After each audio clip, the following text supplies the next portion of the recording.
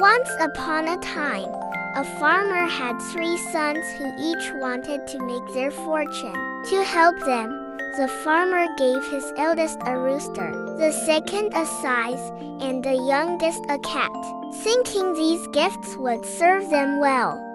The eldest son traveled to a kingdom where no one had heard a rooster crow at dawn. Selling his rooster for a good price, he quickly made a small fortune. The second son wandered until he found a land where no one knew how to cut crops. Using his scythe, he taught the people to harvest and earned a tidy sum for his efforts.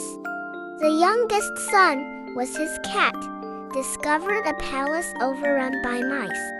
The king gladly bought the cat, who swiftly chased all the mice away, leaving the palace peaceful. The grateful king rewarded him handsomely. The 3 sons returned home, each with wealth they had earned in far-off lands. Together, they lived happily, never forgetting the gifts that brought them fortune.